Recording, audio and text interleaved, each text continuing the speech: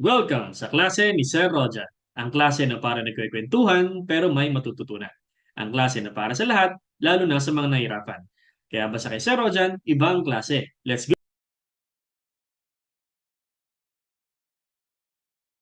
Sa last video, pinag-usapan natin yung analysis of cost behavior. Paano ba natin i-analyze ang isang cost? Depende sa kanyang behavior. Kung siya ba ay fixed, siya ba ay variable, siya ba ay semi-variable or mix. Okay? At yung ano yung mga step cost na tinatawag natin. So ngayon naman, ang objective natin sa video na to is we want to segregate or split the mixed cost into fixed or variable. And for us to do that, we will be discussing to you, introduce to you the different approaches or methods in splitting the mixed cost. So yun ang topic natin for today, ano? Splitting the mixed cost. Okay? Sige, start tayo. So again, ang objective natin is to split mixed cost. Paghiwalay natin siya, no? Sir, ba't naman paghihiwalayin? Magkasama na nga sila eh. Matiwasay sila nagsasama, paghihiwalay natin. Okay, kasi ang reason natin para mas maipon natin lahat ng cost na fixed at lahat ng cost na variable. Kasi itong mixed cost natin, 'di ba binubuo siya ng fixed at saka meron siyang component ng variable. Base dun sa ating definition ng mix, meron siyang component ng fixed cost, meron din siyang component ng variable. Eh gusto natin siyang i-separate para at least mapagsama natin lahat ng cost na fixed at lahat ng variable na ang cost na variable. Okay, para mas ma-analyze natin further kung anong cost ba ang fixed or magkano ba ang ating fixed, magkano ba ang ating variable. Okay? So actually may dalawang way kung paano natin siya i-analyze, no? Yung mixed cost natin. May dalawang paraan kung paano natin siya i-split. Yung una is yung qualitative approach. Qualitative approach. Pag sinabi natin qualitative approach, you're using your own judgment. Okay? Yan. This is based on human judgment. Yung pag-i-split mo, ibig sabihin, hihiwalayin mo siya base kung ano yung tingin mo. Okay? Kung hindi ka gumagamit ng any quantitative techniques or mathematical methods, no? Basta kung ano yung professional judgment mo kung paano mo i-classify itong mixed cost mo, kung variable ba or fixed. So meron tayong dalawang methods under ng qualitative, that is account analysis, and yung isa, engineering method. Engineering method. Ayan. So dito, sa account analysis, ang ibig sabihin ng account analysis, ibinabase mo yung analysis mo based on your prior knowledge kung paano nag-behave yung cost na yon. So this is based on prior knowledge. Halimbawa, ito kasi dati ang classification namin sa ganitong cost ay fixed ito. O sige, fixed na yan. So ganun. Based on your prior knowledge, what was the cost before? So this answers the question, what cost what the cost has been. Yan. Ano ba siya before? Okay? Kung yun ang classification mo ng cost before, kung fixed siya or variable, edi fix mo siya isama. Okay? Yan. Ito namang engineering method or engineering approach, binibase mo yung evaluation or analysis mo base sa iba't ibang activities or resources. So ang tingin mo, ano ba to dapat? Okay? What should the cost be? So that answers the question, ano ba to dapat? Okay? Yan ha. So ito yung approach na binabase mo, yung evaluation mo uh, on the activities or the required resources or efficiency, etc. etc. Okay? So, and then the next one, approach natin is yung quantitative. Dito tayo magfo-focus. Quantitative approach. So dahil nga siya quantitative, you're going to use mathematical procedures or or solutions or methods para at least ma-segregate talaga natin how much of the mixed cost will be going to fix and how much of the mixed cost will be going to the variable. Okay? So dito dahil quantitative to, sinisimplify natin yung ating assumption ng linear equation. Ano nga ba yung linear equation natin? Yun yung ating Yabix. Okay? So, y equals a plus bx. At last video, in-identify natin ano-ano yung ibig sabihin ng each component. Y, yung A, yung B, tsaka yung X. So, hindi na natin masyado yung papaliwanag. Ano? Ang gusto natin, magkano mapupunta sa fixed at magkano mapupunta sa variable cost. Okay? And for us to do that quantitatively, gagamit tayo ng iba't ibang methods. Okay? The first one, so the first one that we're going to use is the high-low method. Okay? The high-low method. Yan. The other one, the scatter graph or the graphic method. The scatter graph method. So isa-isay natin to later. And then the next one, you have the least square regression. Yan. So, ibig sabihin, may tatlo tayong quantitative approaches in splitting the mixed cost. Hindi kayo gumagamit ng human judgment dito. Rather, you're using mathematical equations para let the math do the splitting. And yun, para at least alam natin kung magkano yung fixed at kung magkano yung variable without any human judgment or yung subjective decisions. Okay? So, unahin muna natin itong si high-low method.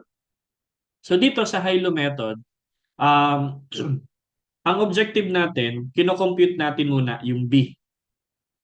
Okay? Yung B muna. Kasi ang equation natin dyan, B is equal to yung A yung hahanapin mo muna kung ano yung activities base dun sa given, ano yung activities na highest. So, highest activity minus lowest activity. At kung ano yung cost ng highest activity, yun yung ilalagay mo. Okay? Yung cost ng highest activity at yung cost ng lowest activity. Take note, dapat magka-partner yung cost niya tsaka yung activity. Kasi minsan, merong mga activities na hindi pala yun yung highest ang cost. Pero siya ang highest sa activity. Okay? So, wag mo kukunin yung highest cost. Ang kukunin mo ay yung cost ng highest activity. Okay, let me give an example. Kinlear natin yung ating white screen para medyo malaki-laki yung ating magiging solution pad, no? Again, this is for high-low method. Para di tayo malito kung ano nga ba pinag-uusapan natin. Sa high-low method, again, let's say meron tayo ditong 10, 20, and 40. Kuntian lang muna natin. Let's say that is your units produced. Okay, yan yung units na na-produce ng company natin. Tapos yung total cost na na-incur, total cost. So yung units natin, that's your activity level. So that's referring to X. At yung cost natin, that's referring to Y. Total cost. So yun yung ating i-split, i-segregate natin. Halimbawa, ang ating na gastos for 10 units is 70 pesos. This is, let's say, 100. And this, let's say, 140. Ande, untian lang natin. Let's say this is 90. Yan. So, pag ganyan ang given, no, ang uunahin yung tingnan muna, the activity. Okay? Huwag mo munang pansinin yung cost. First, identify the highest activity. In this case, you have your 40. Okay? And identify the lowest activity, which is 10. After that, get the cost of the highest and get the cost of the lowest. Ay sir, di ba may mas mataas pa dun sa 90? Bakit yun ang kukunin? Ba't hindi 100? Again, you don't make pansin the highest cost. You make pansin the cost of the highest. Okay? Ano ba yung cost ng highest activity? 90. So wala ka na pakialam dito. Kasi dito tayo nagmamatter. Ito yung nagmamatter sa atin, yung activity. Okay? Pero this is seldom naman lumalabas, no? Pero just in case na na-encounter nyo to, may na-encounter kayo na yung highest activity ay hindi siya yung highest cost kasi may mas iba pang highest na cost, no? Pero hindi siya yung highest activity. Huwag niyo kukunin yun. Ang kukunin niyo again, yung cost ng highest. So, gamitin natin yung formula natin kanina. Again, yung highest cost of highest activity minus cost of lowest activity divided by highest activity and lowest activity. Okay? So, you have 90 minus 70 divided by 40 minus 10. Okay, so you have 90 minus 70, that's 20. And then you have your 40 minus 10 is 30. So you have 20 divided 30 is 0.67. So round off na lang natin siya sa 2 decimal place. So itong 0.67, ito ngayon yung ating B dun sa ating Yabex, di ba? Meron tayong y is equal to a plus bx. Ang formula natin, again, ng high-low method is ang objective natin, ma-identify yung variable cost per unit, which is yung B. Okay? So meron ka na ngayong B. Anong kasunod? Ngayon, doon sa formula natin ng Yabex, kukunin mo ngayon yung total fixed cost. Gumamit ka ng kahit yung highest at yung or yung lowest. Depende sa'yo. So, gamitin ko yung highest activity. Meron tayong 90, yun yung y niya, is equal to A, yun yung unknown natin, plus B, yung B natin, that's referring to 0.67, no? 0.67, yan yung B natin. Tapos yung X, kung ano yung ginamit mong activity, 40 times 40. Okay? So, yun yung ating X. So, 40 times, gawin kong mas mahaba yung 67 para sumakto tayo. 0.6667. Okay? So, you have 27. Okay, 27. Saktuhin ko na. So, you have 90 is equal to A plus 27. Then, A is equal to, minus mo yung dalawa, 63. So, ito ngayon yung fixed cost mo. Okay? Yan na ngayon yung total fixed cost. Dahil itong 90 mo is total cost. So therefore, total fixed cost mo yan. Magkano ngayon yung iyong total variable cost? Ito siya. Yan ngayon yung iyong total variable cost. So therefore, doon sa 90 pesos, na-segregate natin, na-split natin yung cost into variable cost and fixed cost. Of the 90 pesos, 63 is total fixed cost, 27 ang total variable cost. At ayon sa ating discussion before, hindi nagbabago ang fixed cost. Kaya naman, i-check natin using our lowest activity. So you have 70, ito yung lowest natin, is equal to 63. Yan na yung total fixed cost mo, no? Which is yung A plus B. Ang B mo, again, is hindi nagbabago. 0.67 kasi nga variable cost per unit ay hindi nagbabago. Times 7. So, you have 0.67 times 10 pala, times 10. You have 6.7, round off na natin. So, that is 7. Okay? So, 63 plus 7 is equal to 70. So, tama yung ating solution.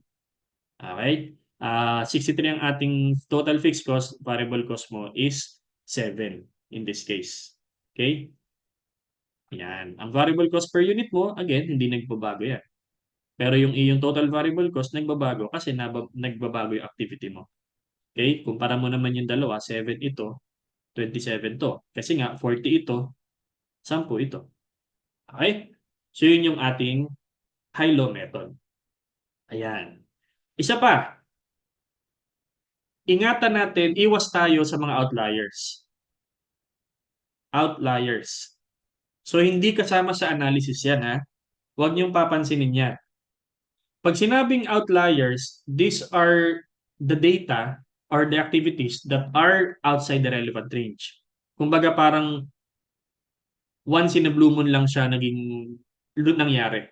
Hindi talaga siya regularly na-observe na ganito yung activity mo. Let me give you an example. Yan. Let's say tayo ay merong uh, training program na pinoprovide sa mga kliyente natin. Gusto nating malaman kung magkanong variable cost na ating nagagastos, magkanong fixed cost natin. So, dito na lang tayo. Lagyan natin to ng harang. Ayan. So let's say meron tayong 6 na buwan. January, February, March, April, May, June. So gamit na lang ako dito ng isang reference para at least ay baka may encounter nyo rin tong problem na 'to. So ito yung X natin, no? Yung mga programs na na-offer natin. Ilan ang na-offer nating training program? Halimbawa, fitness ano tayo, fitness company. So meron tayong binibigay ng programs sa iba't ibang clients natin, no? So let's say nag-provide tayo ng 55 January, 45 dito, 50 dito. Okay? Tapos sa April, May at June, meron tayong 50 din, 75. Ay, sumobra.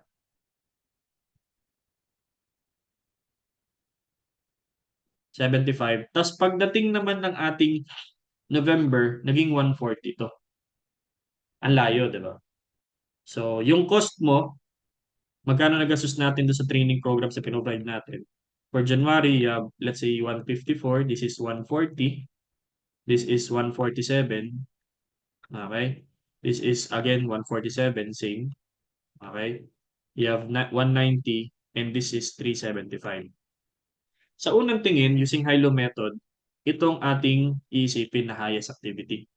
Pero ingat lang, kasi hindi siya masyadong close dun sa ibang data natin. And pag ganyan, huwag niyo siyang isama sa analysis. Okay? Ang titingnan mo lang ngayon, itong ating 5 buwan. Dito lang kayo titingin. Kunin mo yung highest, which is yung May, 75. Tapos yung lowest mo, which is February, 45. Tapos yung cost niya, again, yun ang kukunin mo. 190 minus 140. So yun yung ating B. So you have 50 divided by 75 minus 45 is 30. So 50 divide 30 is 1.67. Okay? So yun yung ating B. Okay? Yun yung B natin. And then the rest, gawin mo na lang ulit using your highest activity or your lowest activity. Gamitin mo yung mga given yon para makompute yung total fixed cost natin. So for example, gamitin natin yung highest activity. Meron tayong 190 is equal to A plus 1.67 times 75. So 1.67 times 75 minus 190. So you have 64.75. So ibuo ko ng 65. Therefore, ang fixed cost mo is 65. So to double check, 1.67 times 75 plus 65. So that's 190. Then using your lowest activity, check din natin, 140 equals A plus 1.67 times 45. Dapat ang A mo na lalabas dyan is also 65. So check natin, 1.67 times 45 minus 140. So that's also 65. Okay? Bakit natin hindi sinasama to? Why do we not include uh, outliers? Kasi it will disrupt our analysis. Biruin mo, just because there's a highest amount or activity among all other data, nagbago bigla yung ating decision, yung ating analysis. Kaya naman dapat hindi natin siya isama sa ating equation. Ngayon, ang tanong, Sir, how do we know whether the data is outlier? Okay? Minsan may problem na sinasabi mismo na yung June na yon ay seasonal, for example, o kaya naman hindi siya regular na nangyari. Okay? Incidental siya dun sa mismong operation mo, kaya may malaki kang cost na nangyari dun. So it really depends on the problem, the statements ng problem natin. Okay? Ngayon, kung wala, edi medyo magkakaroon na lang kayo dyan ng judgment kung whether isasama ba. No? Pero i-check nyo, no? Parang hindi naman talaga siya ganun kalapit doon sa ibang data. So ito yung high-low method natin. It's very simple, very easy to apply. All you have to do is just remember yung ating highest activity and yung lowest activity natin. Okay? So, sige. Practicein nyo lang to. Practice kayo na practice. At least alam na natin yung kung paano mag-segregate ng ating mixed cost into total variable cost and total fixed cost. Okay? Ayan. Sige, magbabago ako ng white screen ulit ha. So next tayo, ang kasunod natin na sinabi natin before is yung scatter graph. Scatter graph method. O, di nabasa niyo yung scatter graph, ano? Yan, gagawa talaga tayo dyan ng graph. Okay? So ito, gumagamit tayo dito ng tinatawag nating visual fit line.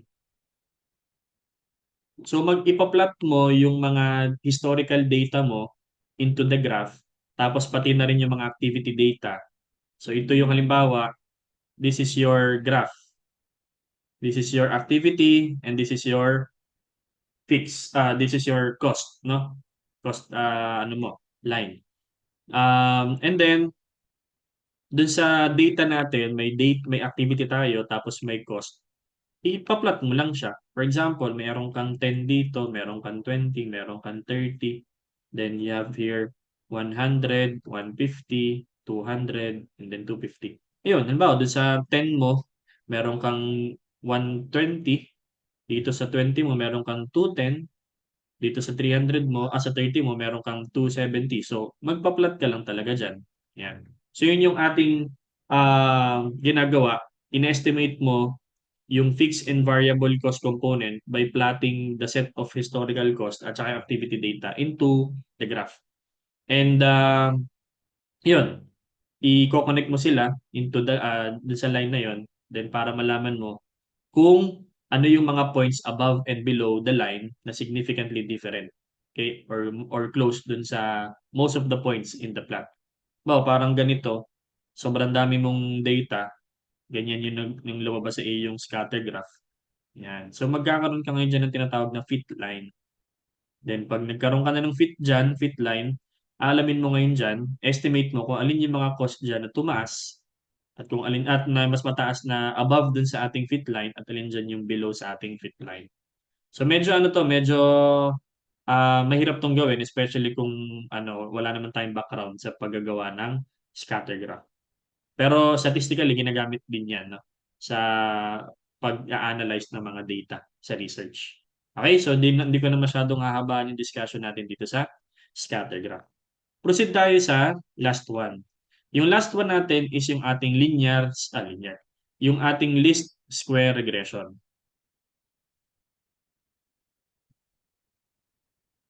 Yan. Kung si high-low method, meron siyang highest activity at saka lowest activity and then yung cost niya. Ito naman, si least square regression, meron tayong i-introduce na dalawang equation. So gumagamit tayo dito ito yung method of cost estimation or cost aggregation na kino-consider mo lahat ng points in the given data set. Okay? Ang objective kasi nito ng ating least square regression is to minimize the sum of square deviation. So the objective here is to minimize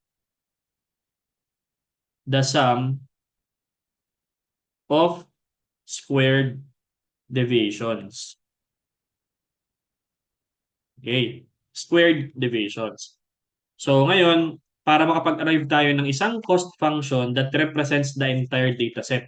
Kasi hindi natin pwedeng gamitin lang yung Yabix.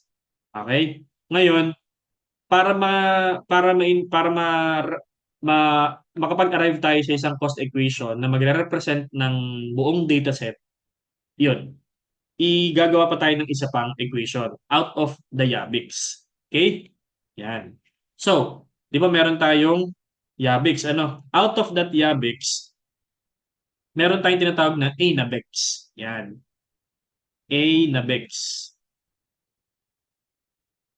Yan.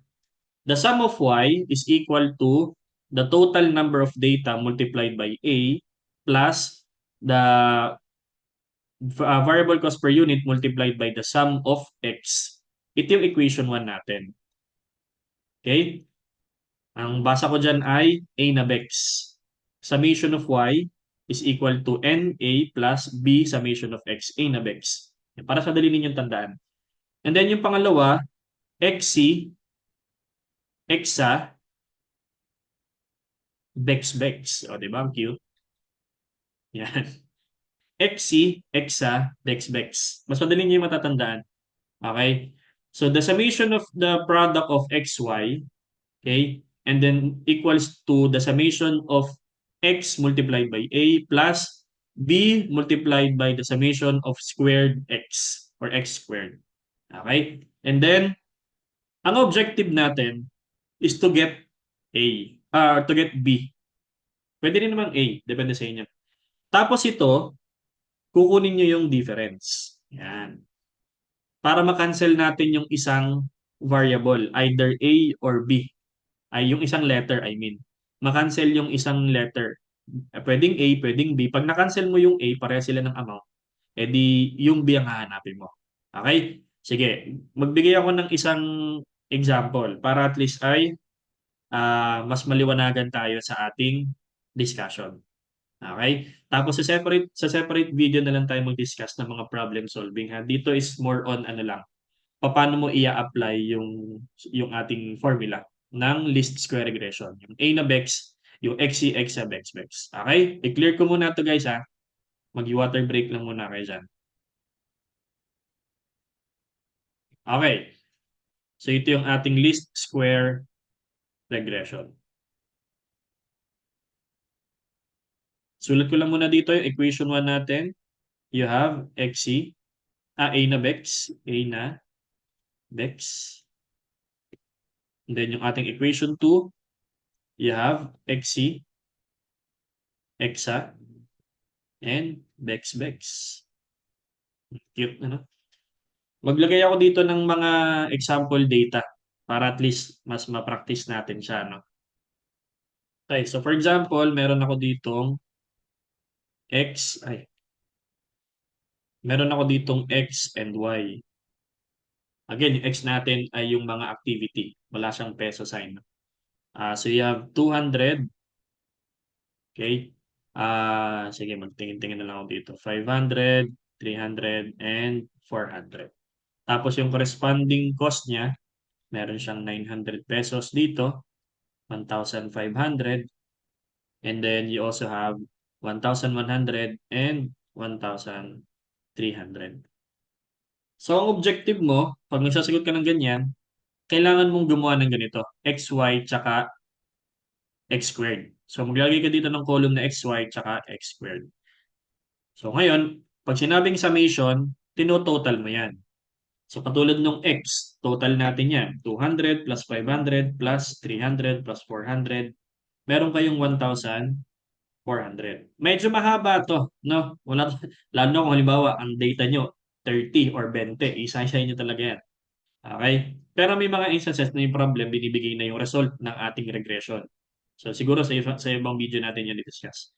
For y, you have the summation of y that's equal to 900 plus 15 plus 11 plus 13. You have 4,800. So next natin yung summation of xy at yung summation ng x squared. And for us to do that, kailangan natin siyang isa-isahin. xy, that's product, multiply. 200 times 900, 180,000. 15 times 500, 750,000. 300 times 11, 330,000. Then 400 times 13, 520,000. Then summation, you have 180 plus 750 plus 330 plus 520. You have 1,780,000. Okay? And then for the x squared, tingin ka sa x. Tapos ay square mo. Huwag ka x titingin ha. Dito tumingin sa x.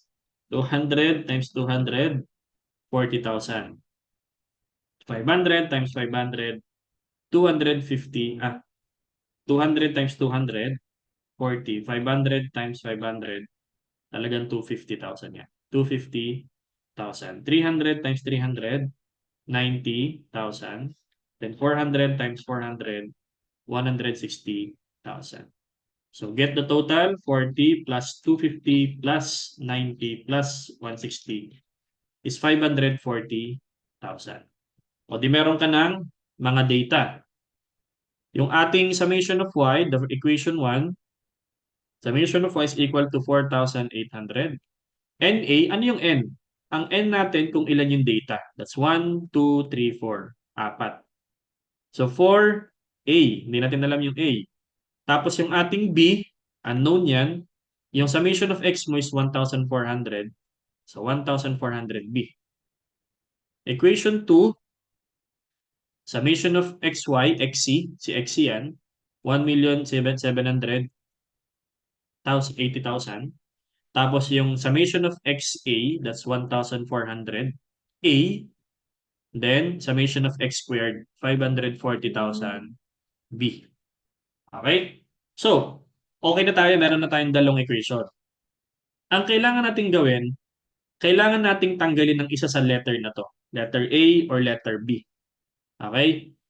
So, pag ganyan, pwede nyong, ano ba, ang gusto kong tanggalin ay letter A. Elimination method sa mathematics na sa algebra. Kailangan itong letter A magkaparehas. Kung gusto ko siyang tanggalin, kailangan magkaparehas yung letter A. Pwede kong i-multiply ito sa 1,400. Pwede kong i-multiply ito sa 4 para siya magkaparehas. Okay? Kasi halimbawa, hindi naman sakto sa 1,4 ang 4. Or pwede rin 350 to. Multiply ko na lang to sa 350. Tapos ito, hindi ko gagalawin. Kasi yun yung kanyang, hindi ko sure kung anong tawag greatest common denominator or least common factor. I don't know. Medyo limot ko na yun eh. Anyway, para lang sure tayo, multiply nyo na lang to kung ano yung value ng isa. Okay? Yan. Pag nasanay na kayo, edi kunin nyo na lang yung least common denominator. Tapos dun yun. Ayan. Halimbawa, 4,800 times 1,4. 6,000,000. Ito yung equation 1 mo. 6,720,000 equals 1,4 times 4, 5,600 A plus 1,4 times 1,4, 1,960 B. For equation 2, 1,780 times 4, 7,120,000 equals 5,600 A plus 540 times 4. So you have 2,160,000 B. O di, eliminate mo na, no? Parehas na yung A natin. Cancel mo na lang yan. Kasi ima-minus natin siya eh. So equation 1 minus equation 2. 6,720 minus 7,1. Hindi ko maintindihan sarili ko sulat. Ano ba yan? 20 ba to? 20. Di ba? Nakinig kayo mabuti ah. 6,720 minus 7,120. Negative 400. Tapos ito, negative din dapat yan. 1,960 minus 2,160 is 200,000. B. Therefore, divide mo yung dalawa. Divide, magiging positive siya. So, B is equal to 400,000 divide 200,000, 2. So, ito ngayon yung variable cost per unit. Yan yung ating variable cost per unit. So, sa Hello method, tapos na yan kanina pa, di ba? Ngayon, medyo mahaba-haba yung equation natin. So, ngayon, dahil tapos na tayo sa variable cost per unit, kukunin naman natin ulit yung letter A, yung ating fixed cost. Okay? Total fixed cost. Using our equation 1 or equation 2. So, equation 1 mo, gamitin ko yung equation 1 mo, okay? You have 4,800 equals 4 times 2, 4A, rather, 4A plus 1,400 times 2. Ayan. So, therefore, 4,800, 1,400 times 2, 2,800. So, 4,800 minus 2,800, transfer mo sa kabila, equals 4A. So, therefore, 4,800 minus 2,800, that's 2,000, equals 4A, divide 4, cancel. Therefore, ang A mo is equal to, divide 4, 500. Total variable cost mo is 500. So, meron ka na ngayong meron ka ng Yabix. So, y is equal to 500 plus 2 x. Yan, 2 pesos. So, yun yung cost function natin gamit yung least square regression. Gumawa tayo ng cost function gamit yung ating least square regression. Okay? Yan. Nasaggregate natin siya. Yan. So, therefore, halimbawa, kukunin natin dito dito, gamitin natin to. Yung 200. Diba, 900 yan, tsaka 200. O, gamit tayo niyan. 900 is equal to 500 pesos plus 2 times 200. Dapat equal yan. 2 times 200, 400 plus 500 is equal to 900. So, tama yung ating cost function or cost formula. Okay? So, medyo mahaba siyang gawin, pero practice lang, no? Tandaan lang natin tong ating equations sa least square regression, si a na bex at saka si x sa bex. Okay? Yan yung high-low method natin kanina. So, yun lang. Tapusin muna natin yung ating discussion ngayon, and next time sa video natin, magsagot ulit tayo ng mga MCQ concepts and problem solving. So, again, ingat kayo sa inyong nasan man kayo at tuloy niyo lang yung inyong pagsusumikap. May bunga rin yan balang araw na maganda. I'm sure magiging successful ka sa iyong gustong mangyari. Ingat ka palagi, and yun lang muna sa ngayon. Bye-bye!